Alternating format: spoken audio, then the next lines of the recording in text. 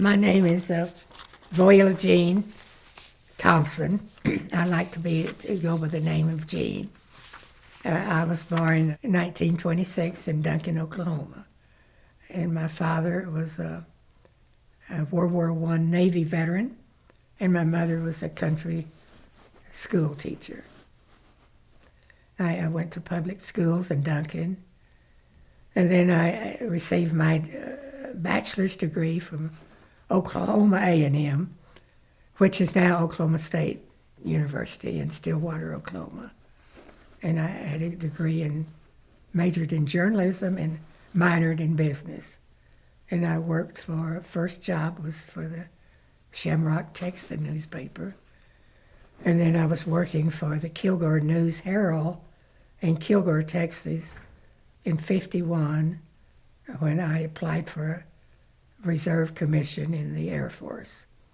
And I like to think that the reason I did that was the society editor, Linnell Gunter, had gotten her degree from the University of Texas.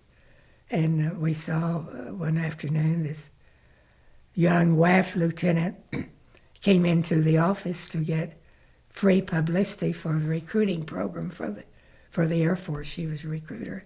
She had on this nice, pretty blue uniform of a second lieutenant bar on top, and we just thought, well, gee whiz, we'll apply for a commission too, and travel and do all the traveling. So we did apply, and we got notice that we were accepted in November of '51 as a second lieutenant, and then we got orders to report to Lackland Air Force Base in San Antonio on the 4th of February, 1942. Linnell was from East Texas, and I was from Oklahoma. We met in Dallas to celebrate our last night as civilians before going into the officer training program. But anyway, the officer training program was 2 months, and we got our assignment. And Linnell's first assignment was Ellington Air Force Base in Houston, not far from her birthplace. And I was assigned to Enid Air Force Base in Oklahoma, not far from my birthplace. But we went back to the newspaper and talked to all of our fellow co-workers and the publisher, whom we had told that we were quitting because we wanted to travel. And he joked with us and said, "Yes, you're really traveling," because we were not far from where we'd been, but that did not last long. And then I was at Enid about 2 months in public relations officer, and then I was sent to Goodfellow Air Force Base. And I was assigned as an adjutant. Goodfellow Air Force Base was in San Angelo, Texas. And I recall my first job was to one of our enlisted airmen was having some mental problems, and she was going to go to the hospital in San Antonio on air evac. And the commanding officer, Lieutenant Elliott, told me to inventory her clothing and everything, and so I did. And I went with her to the airport and met the flight nurse on board and get her to sign over these things. And I had her watch in her high school class ring.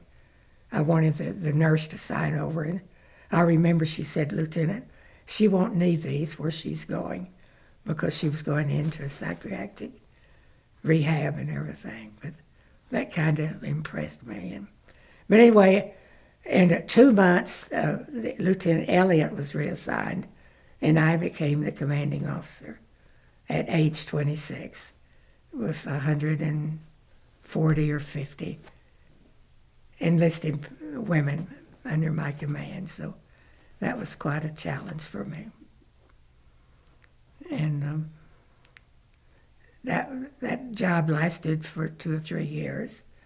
At that time, I did a lot of temporary duty work because any action involving an enlisted airman would require a female officer to be on board, like on the promotion board or the evaluation boards. They always want a woman officer there. So I did a lot of that, and that squadron did a lot of marching. Everybody liked to see women marching in those days, and I would lead them. And so that I was in that job until 1956. 1956, I was reassigned to the recruiting group, 3505 recruiting group at Chanute Air Force Base, Illinois.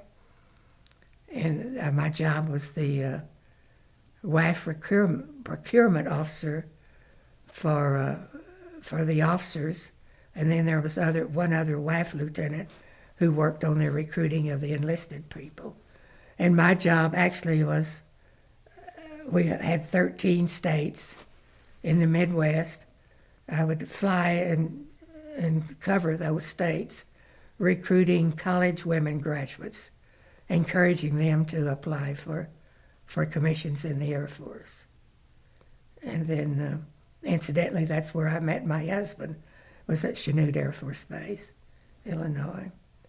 And then in early 1959, I received orders to report to the Pacific Air Force in Hawaii headquarters there. And so I believe it was in March of 59. I reported there, and then I was further assigned to Yokota Air Force Base, Japan. And when I got to Yokota Air Force Base, Japan, I was assigned as the top secret control officer to the 5th Air Force Electronic Intelligence Center. And we later moved from Yokota over to Fuchu Air Base, which is outside of Tokyo. And that was the headquarters of the 5th Air Force. And I recall our building we had no windows, as you can imagine, very highly classified. No windows, and had guards and everything. And it was a very challenging job. First I had to get all of these clearances, the secret clearances, top secret control clearances. And it was there in Japan that I developed what they call Tokyo asthma, from the hibachis, the smoke in the air, and we also formed a protein, because there was more cremation of bodies in Japan at that time. And then the building where I worked was no windows, and that was smoke. People, that was the thing to do in those days, was smoking. So in order, I could not be released to come back to the States, so I resigned my commission there, effective 30 June 1961. And that ended my career as an Air Force officer. What was it like to be a woman in the service at that time? Well, it's a little different from what it is now, because there were so many. Women had not been accepted very long in the military, as you'll recall, and it was, we had to prove ourselves in many ways.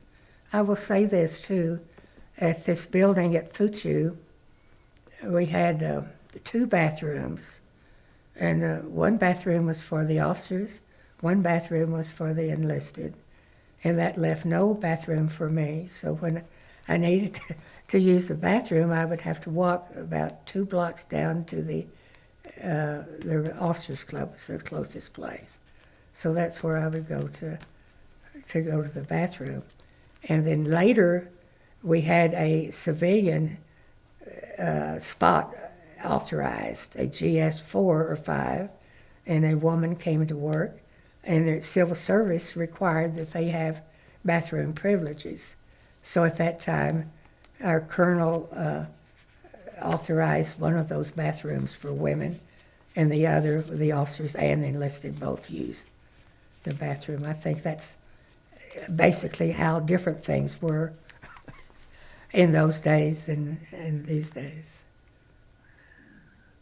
And I might say, too, that serving as a top secret control officer, I would have to take top secret documents to Tachikawa Air Base, and women were not permitted to carry a weapon at that time. And I would have a staff sergeant assigned to me as a guard who had a weapon. But that was very touching to be carrying top secret control officers and unable to carry a weapon at that time. But now then we have women in battle. Are there any friends that you remember from your time of service? Oh, yes, I remember all. I'm in contact with Jeanne Craig Anderson. She was a clerk typist, and at the 3545th Weft Squadron at Goodfellow. And at that time, speaking of how different it was for women in the service, when women wanted to get married, they had to have counseling from the commanding officer. And Jeanne had met her husband, Andy, and was wanting to get married, so we had the counseling and everything, and they married. And somehow we kept in touch with each other, and she has been to see me twice and brought Andy with her each time. And she each time says, "Remember, Lieutenant, you didn't think this marriage would last." But that's interesting. I still hear from her. And then she has lost contact with most of the other women. And I've lost contact with the other WAF recruiting officer at Chanute Air Force Base. That was a long, long time ago. And what did you do after your time of service? Well, I was once again a civilian, and I was married, and I was just a housewife for a while, and then until I got pregnant and had a baby in 1965. And I became a mother and a homemaker, you might say. And I never did work outside the home after leaving the Air Force. I always did volunteer work. Do you have any stories that you remember, or anything that stands out from your time of serving in Japan? Yes, I can remember very well the Japanese people that worked for us. Betty-san was our housekeeper, and I remember buying a sewing machine for her that she wanted to give to her daughter so that they could have a job. And I remember another dressmaker who came to the house to measure and bring her materials and everything. And she had trained in China. She received her dressmaking. I remember that. And that was memories of Japan. And of course the typhoons. I remember a typhoon. You can see now the big winds blowing and everything, which is unusual for me being from Oklahoma. I'd never seen something like that. And of course it was Japan, and in those days was very different from what it is now, but it had improved from the time of World War II. The people were still very poor. I remember going to Kyoto, and all of the big vacation spots. Mount, I can't remember the big mountain there. Now I remember a weekend there. But those were the off-duty jobs and times that I remember. I don't remember the details of the work experience much. So you said, Oh, I do remember this.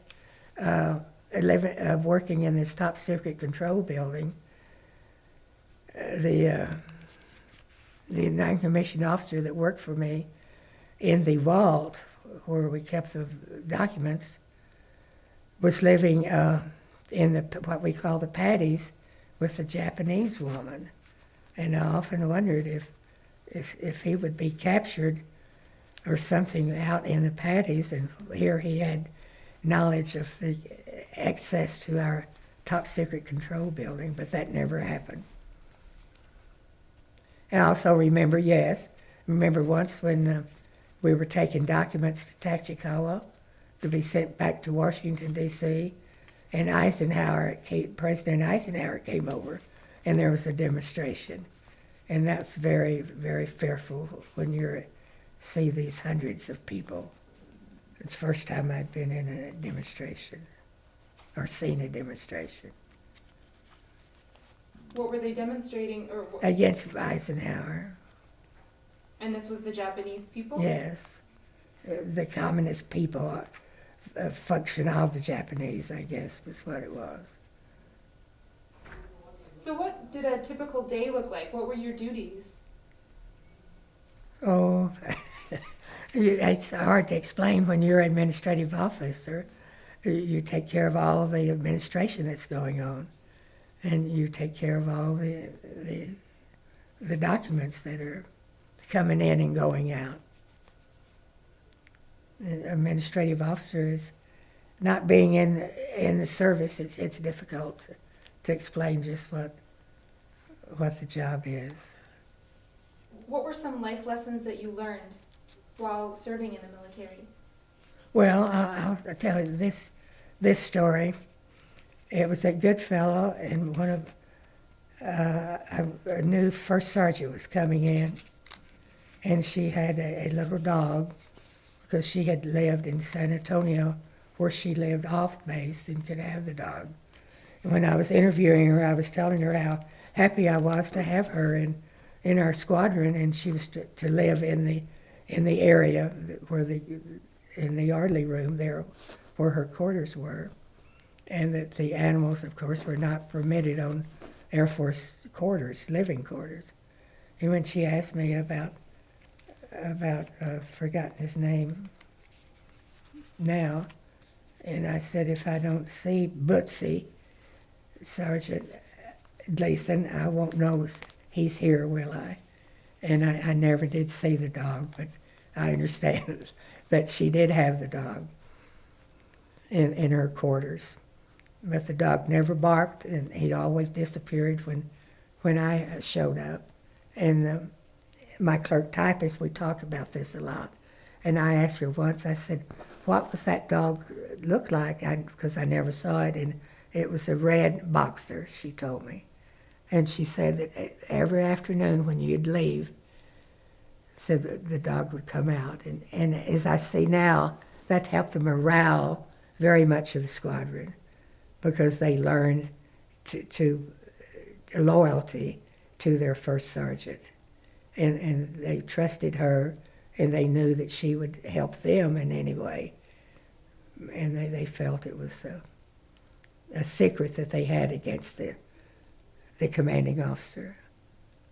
And that's kind of interesting. And anyway, I gave a speech one time that I learned that sometimes you can look the other way, but when I was top secret control officer, you couldn't do that.